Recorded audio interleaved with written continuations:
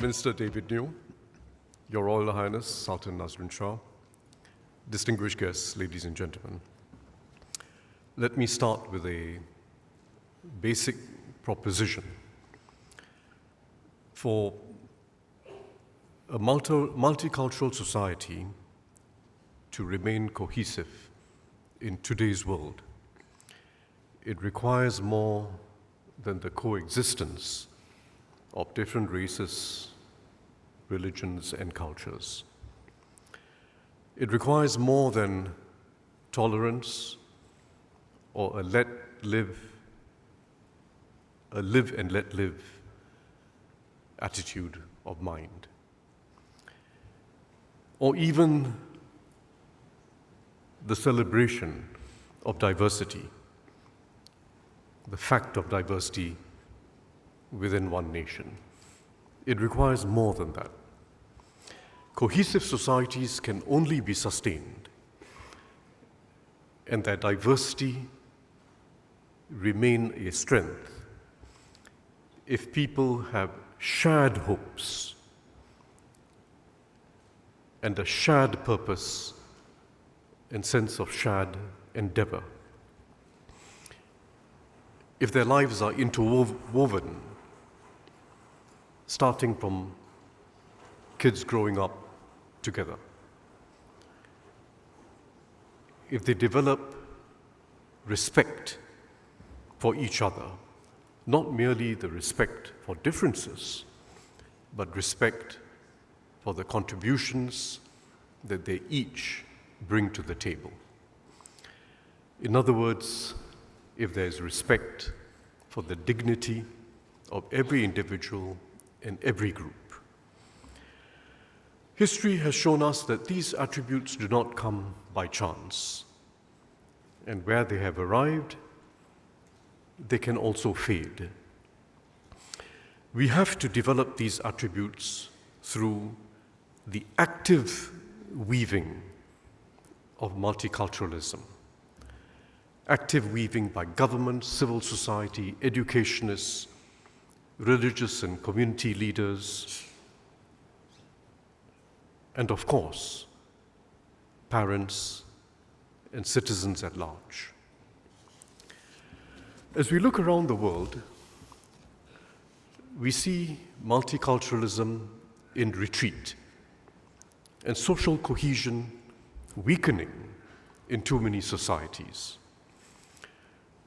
The Edelman Trust Barometer is one indication of this. It's a very large-scale global survey done each year.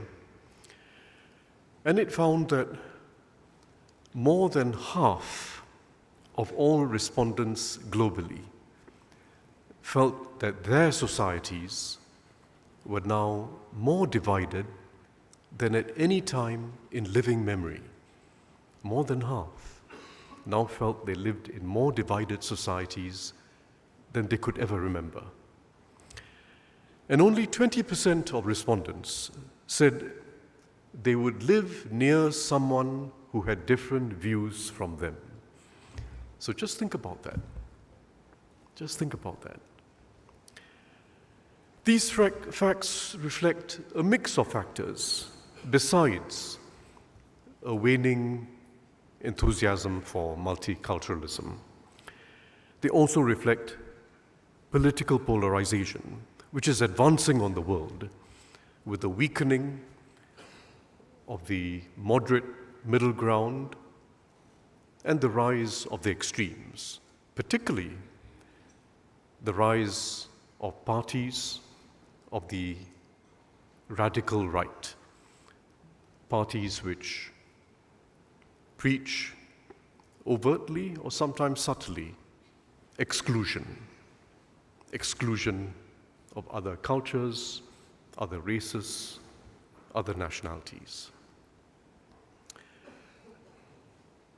There's also, particularly in the last decade, been a startling new phenomenon, particularly in the advanced democracies, and that is the widening social and political divide between the better educated and the less, in particular, between those with a college education and those without. And that corresponds too to a widening political divide between those who live in the countryside and those who live in the cities. Each of these emerging divisions are feeding on the other. The waning enthusiasm for multiculturalism, political polarization, the widening divides between the more and the less educated, between those who live in the countryside and the cities. They're feeding into each other, which makes this a complex and increasingly nasty problem in too many societies. What is most worrying is the way in which culture and identity is being injected into economic debates, economic contention. Identity and even exclusionary views, you could call them reactionary views, have always been lurking below the surface. But economic insecurity, or at least the perception that I am losing and someone else is winning, converts identity and culture into a more virulent, a more divisive political weapon. The data tells us what is happening. One study done by a polling firm, Focal Data, of 8 countries across the Atlantic, US plus Britain plus 6 European countries, found that the best predictor of whether someone was likely to vote for a right-wing nationalist party, a far-right party, was the belief that minorities have better access to job opportunities than white people. That was the single best predictor, more than immigration, more than other conventional sources of tension between social classes. Whether minorities have better job opportunities than white people. That belief was the single most important predictor of whether someone was likely to vote for the extreme right. So you can see how culture and identity are adding virulence to what have always been economic debates and sources of contention. They add virulence to the feeling that the system is not fair. Someone else is winning and I'm losing. Even in the US, despite it being the most successful by far of the advanced economies, seeing steady growth of median incomes, almost by all economic indicators, it is outperforming and is a relatively healthy economy. Even there, race relations have plunged. They have fallen sharply.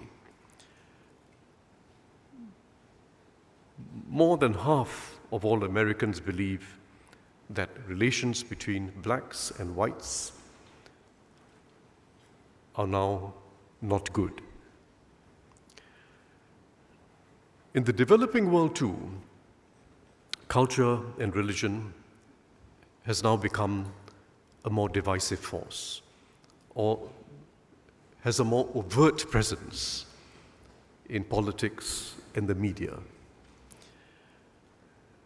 If you like, the overturned window, a term that political scientists use for the range of views and opinions that are deemed acceptable by the mainstream, the overturned window has shifted in both the advanced democracies and younger democracies. It has now become more acceptable to propagate hate speech, and very often it is politicians that take the lead. And we have seen a sharp rise in anti-minority speech in many developing countries. What has caused this phenomenon, this trend? It is not recent. It's not due to who wins elections, who has won the last elections in this or that country. The forces are somewhat deeper. I will mention just a few. First, the failure to control immigration, and particularly to integrate immigrants.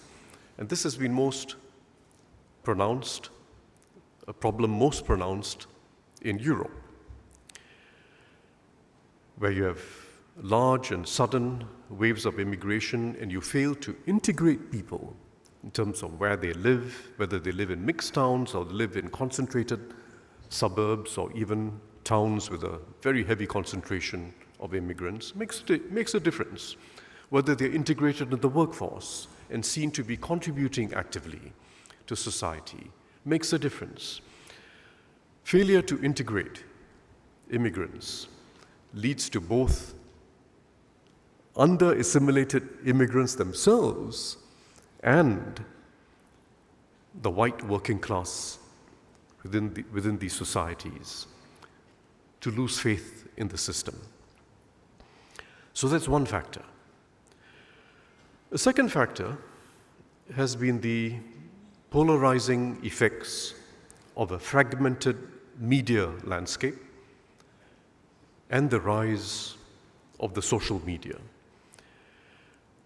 And I want to say immediately that there is a good argument for the social media. It empowers many more voices around the world. It leads to free access to information. And it has a democratizing effect in many societies. But we can't run away from the fact that much of the social media is now shaped by algorithms run by large tech companies that themselves have a polarizing effect. We no longer live in a world where, even with differences of views, we have a shared reality, a shared framework of facts upon which we base our views. We no longer live in that world. Because increasingly, a fragmented media space and social media algorithms, in other words, a more divided media, is leading to a more divided public and more divisive politics. It is polarizing the political landscape. Studies have shown that regular exposure, if I have regular exposure to a feed of news and stories that accords with my ideological preferences, accords with my own views, it is not only meeting my preferences, it strengthens my preferences. It makes me more partisan, and it polarizes.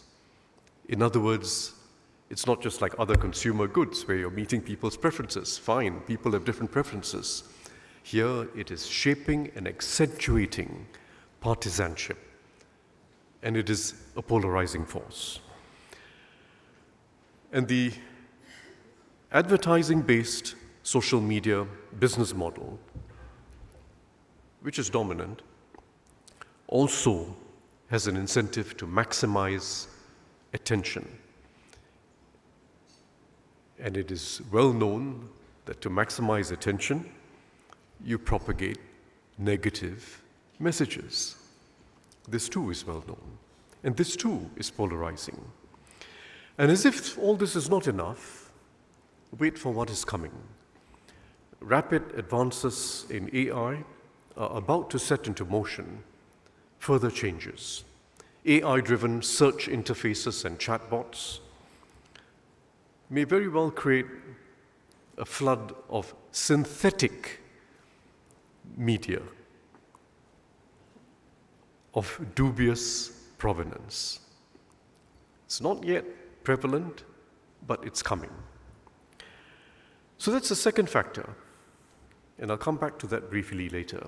We have to recognize that a fragmented media landscape and the rise of the social media, with all its pluses, has negatives which are now cascading through our whole political landscape around the world. A third factor, not as much noticed, is the growing isolatedness of life, particularly in more advanced countries. Societies can advance economically whilst regressing socially. And what we are seeing today is in many advanced countries, and there are good studies on this by sociologists, that people are more likely to, even post-COVID, post-pandemic, people are more likely to have meetings at home now, much more than before, more likely to shop from home, I put up my own hand, more likely to eat not in the restaurant in the neighborhood, but to eat takeaways or delivered orders, more likely to be entertained at home, not go to the movie theaters, even more likely to be worshipping at home. Even the architecture of homes, and the architects describe this, is changing. Apartments are now being configured so that every room has maximum screen opportunities. In other words, you're not even meeting in the living room or the family room. Every room has its own screen exposure. And apartments are now being designed that way. Young people are no longer going out as much, no longer hanging out with their friends, let alone going out for dates. So people are living lives more on their own. And the weakening of interactions that this all means, the weakening of interactions with people who live around you, people in the same town, which used to be very regular interactions in most societies. People went out. They met each other not just at work, but they went out to the bar, to the restaurant, to the movie theaters, or just hanging around in a public space. The weakening of those interactions has consequences, because it was those interactions that enable people to understand differences and to accept people who disagreed with them. And this too is contributing to the loss of social cohesion. How do we respond? How do we restore trust in each other, trust in the system? How do we build shared hopes and shared purpose? The truth is that no political system, democracies included, can give us assurance that moderate integrationist tendencies will prevail in government or amongst the people. History shows that no system gives assurance of this. And too much of the evidence of recent times is that we are regressing. We are moving away from integration. We are moving away from moderate tendencies towards more polarizing behavior, views, and politics. Shared values and belief in a common future does not come naturally. And there are always countervailing sentiments below the surface. Multicultural societies must therefore be actively woven actively woven. Traditionally, in many societies, that meant weaving a quilt. You know what quilts are. They're very attractive, different patches, different designs, and then they're stitched together. You can see very clearly the very different patches on a quilt. And it's a work of art. But at times of stress, at times of economic insecurity, at times where there are polarizing forces in many societies, the quilt is easily forced apart. The stitching weakens, and the stitching can be broken. So we need to weave a different cloth to sustain multiculturalism and to sustain the resilience of that cloth. We have to weave the threads differently.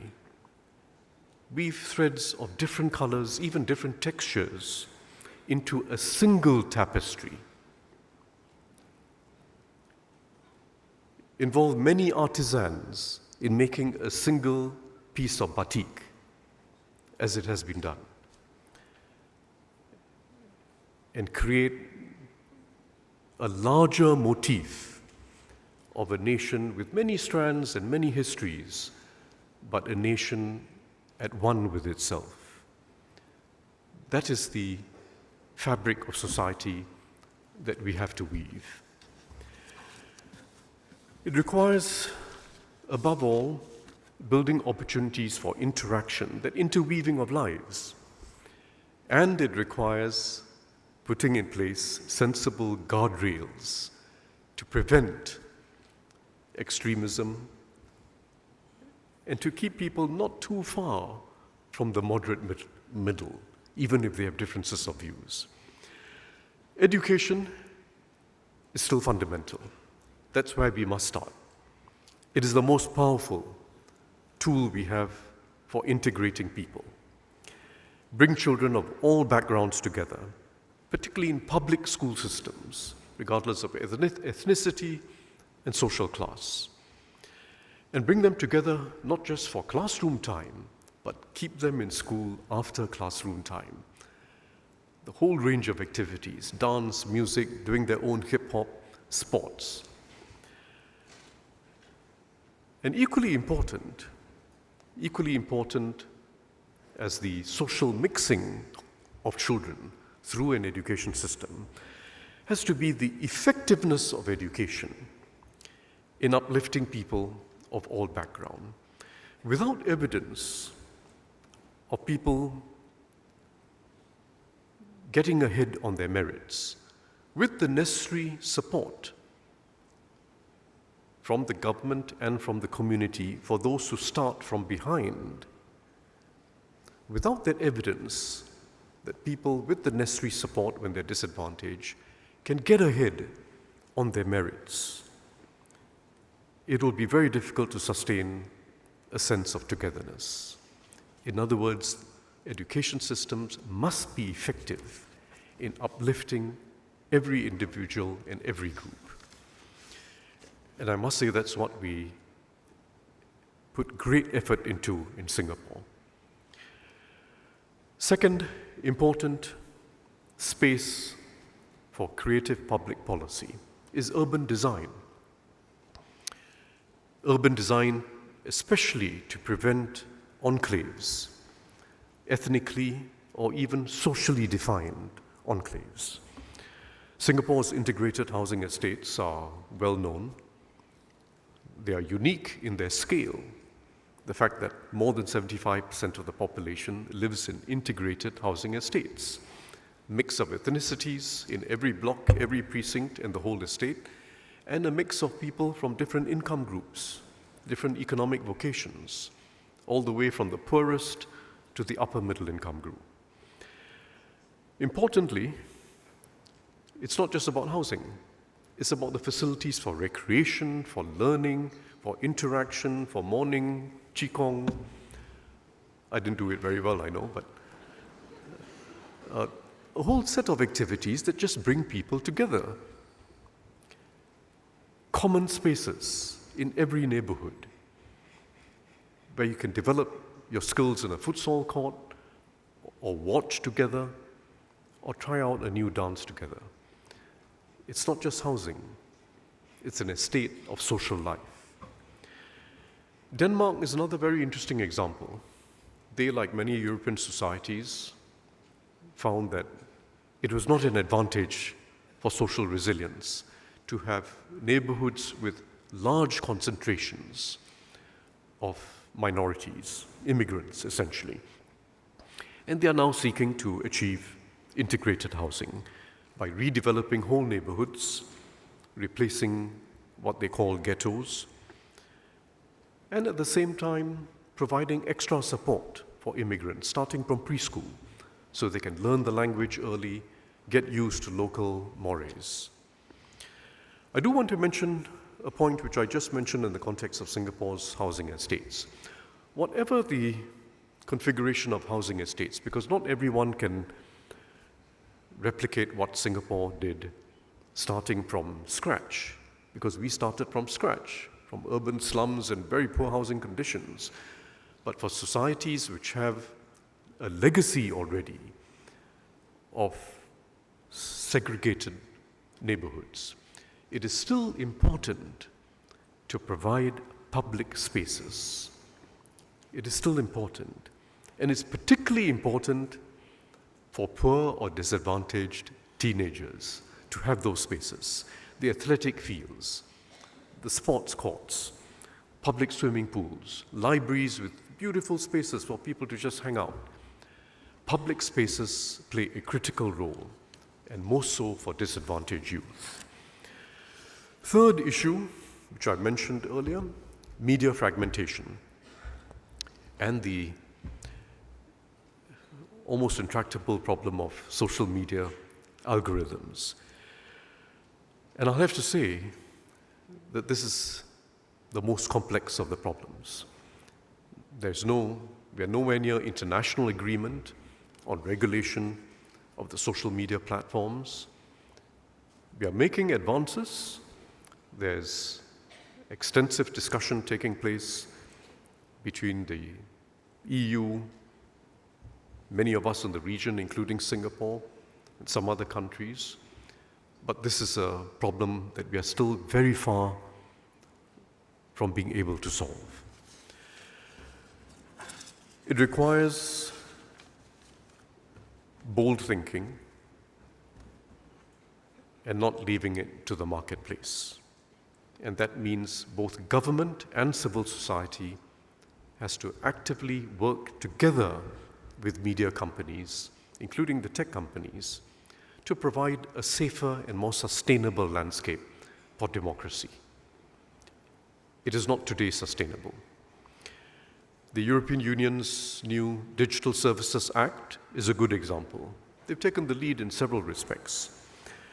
They will hold the social media platforms accountable for content requiring quick removal of hate speech.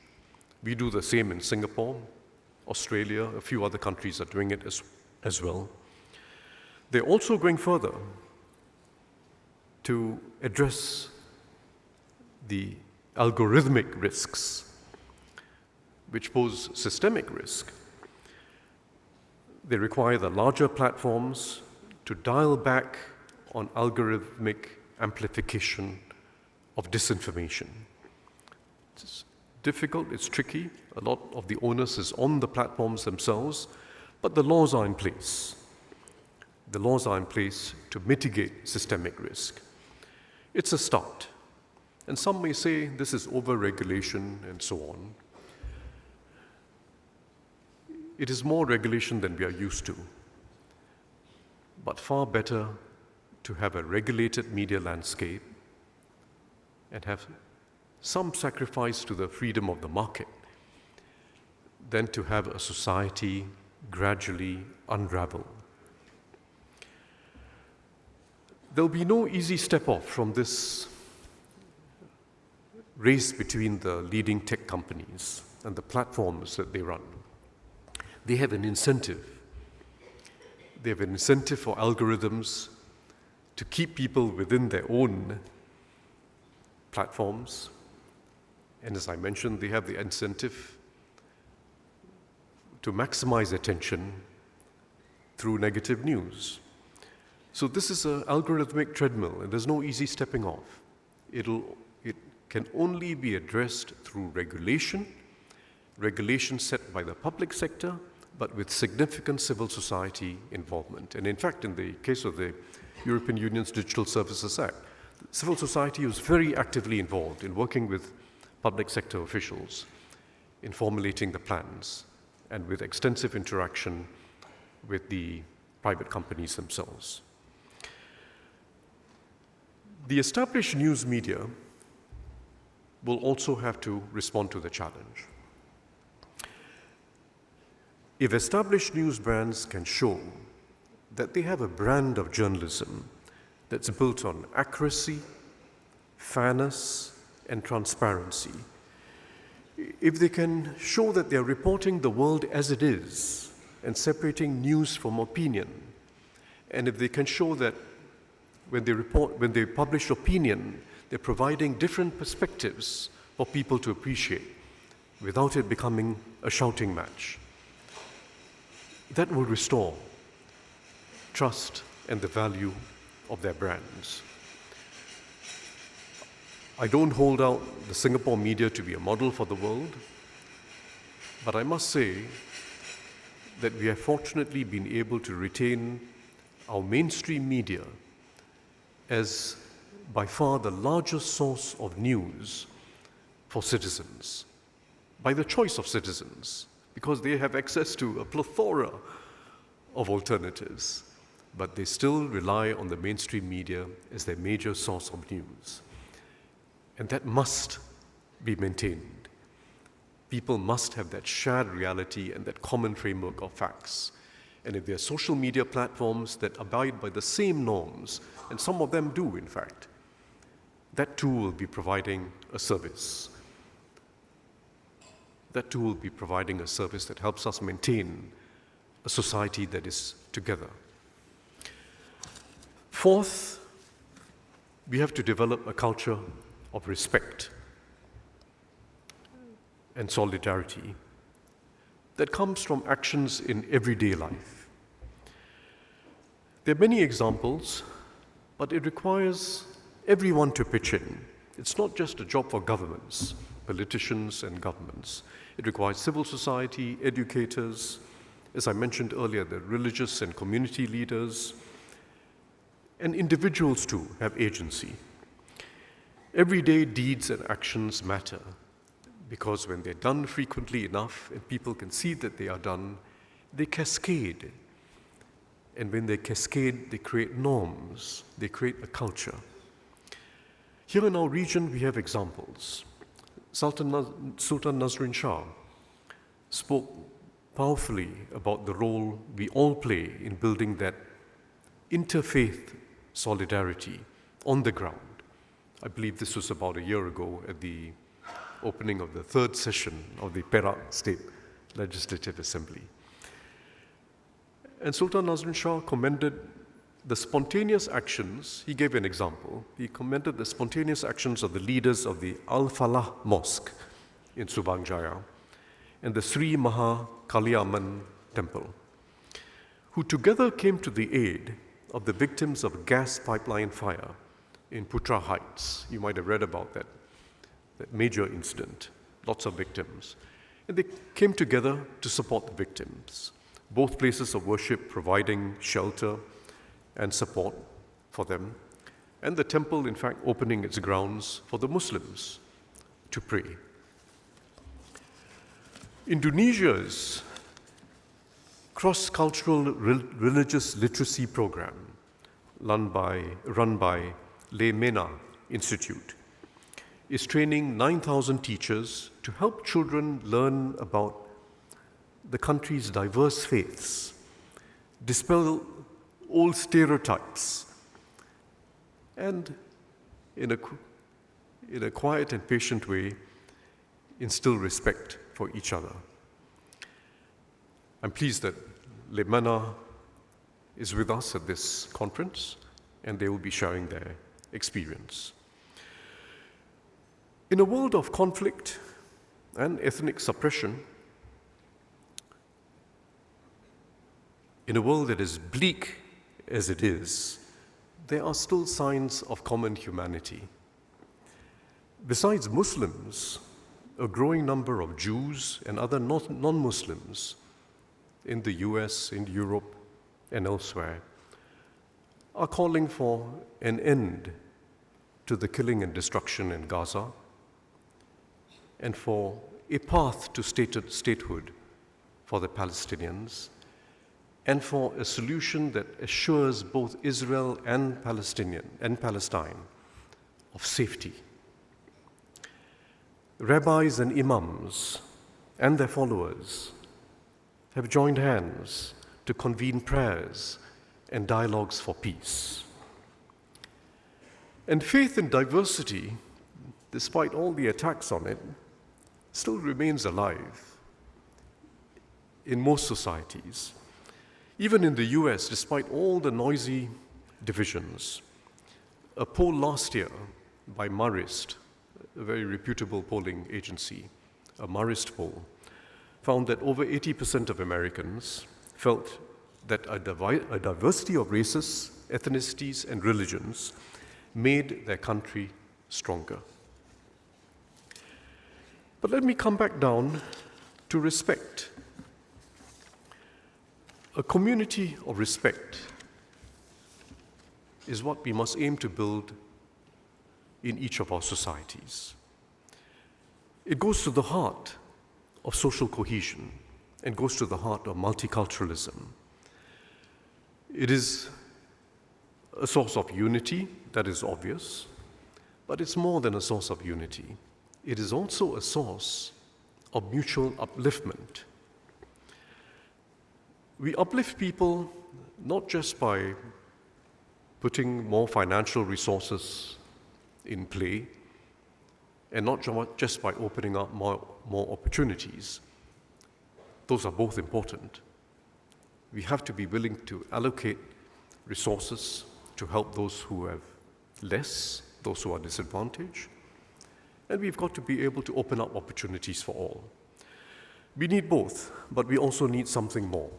We need something more intrinsic to upliftment, and that is, we need the motivation that drives people to strive, to overcome difficulties, and to do their best. And the respect we lend each other is the most powerful source of motivation. Knowing that there are others who are backing you, who have hope in you, who know you can do it, is how we all do it and how we rise together.